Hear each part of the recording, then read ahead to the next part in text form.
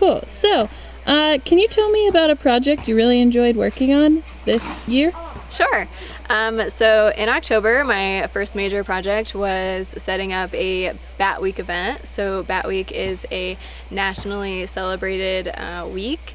You can get it certified in your state by local legislation. You get a little certificate. And basically, Bat Week has been around for several years. They theme it every year, and they want it to be really fun. They want to bring a really positive light to bats, and they want people to learn about bats and kind of like bust all these myths that are surrounding bats.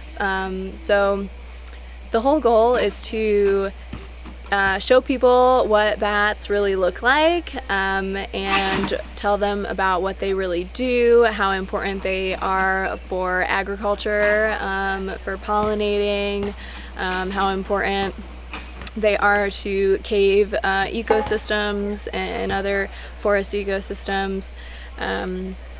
Yeah, and I had the opportunity to collaborate with several other agencies like the DNR office, the Forest Service, the Nature Conservancy. We collected a bunch of educational games, a lot of really nice images. We had Craig Styler, who is now a retired DNR endangered species specialist who's really familiar with bats, come in, and he had a really nice PowerPoint, and he did a little like 5 to 10 minute talk that he just kept repeating throughout the day.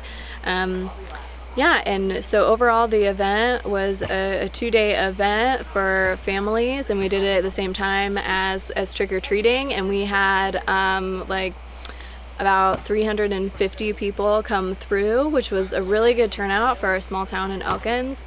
And a lot of families and children learned, that bats don't typically have rabies, that bats are really great for farmers. They learned that bat guano, or their poo, is really crucial food for all the other organisms that live in the same environments, and they just overall kind of came to the understanding that there are 4 endangered species of bats in West Virginia: the Indiana bat, the gray bat, the Virginia big-eared bat, and the northern long-eared bat.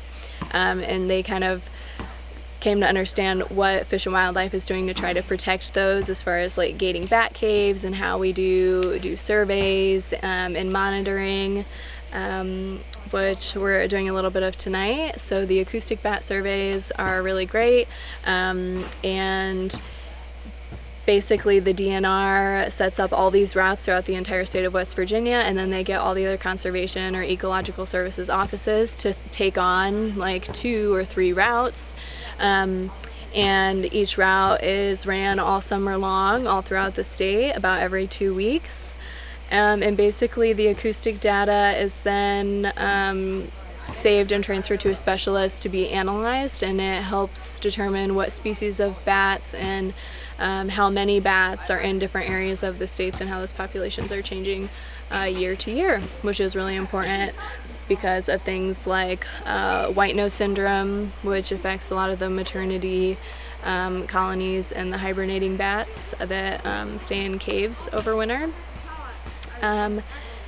So that's devastated a lot of populations, and doing the acoustic surveys in the summer when they're out or when they're roosting in trees in the forest is just a quick way an easy way to do a driving survey to catch up on those numbers. So Awesome. Working with bats has been a great part of my journey with the service. Yeah, and what are the species of endangered bats in West Virginia? Sure, yeah, those are the gray bat, the Indiana bat, the northern long-eared bat, and the Virginia big-eared bat. All have native range in this part of West Virginia. Cool. Thanks for sharing. Sure.